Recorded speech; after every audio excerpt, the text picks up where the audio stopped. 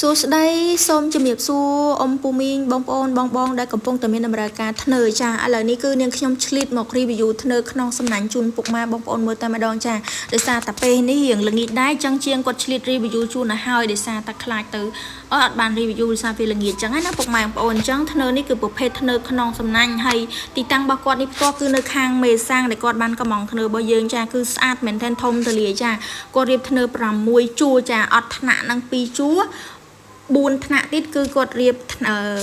មានថ្នាក់ចាជិះស្អាតហើយធំទលាយចាសម្រាប់ពុកម៉ែបងប្អូនដែលចង់បានតម្លៃធូរថ្លៃចាកុំភ្លេចឆាតចូល Page ឬក៏ Telegram ចា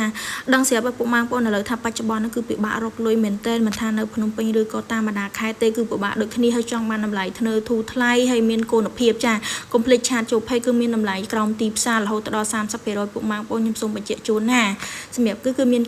មានការ promotion បញ្ចុះតម្លៃទៅតាមប្រភេទធ្នើដែលយើងស្រឡាញ់ដែរអញ្ចឹងប្រភេទធ្នើដែលមានស្តុកស្រាប់គឺពណ៌សពុកម៉ែបងប្អូនហើយមិនថាមានស្តុកឬអត់ស្តុកទេណាខ្ញុំសូមបញ្ជាក់ជូនមិនថាភ្ញៀវនៅភ្នំពេញឬក៏តាមបណ្ដាខេត្តគឺធ្វើការកម្មមុន3ទៅ4ថ្ងៃណានៅភ្នំពេញ3ថ្ងៃនៅតាមខេត្ត4ថ្ងៃចាអញ្ចឹងសម្រាប់ធ្នើពណ៌សតែបើខុសពីពណ៌សខ្ញុំសូមបញ្ជាក់ជូនគឺធ្វើការកម្មមុន10ទៅ15ថ្ងៃពុកម៉ែបងប្អូនហើយក៏សូមអរគុណនិងសូមជម្រាបលាពុកម៉ែបងប្អូនឲ្យជួយ share ជួយ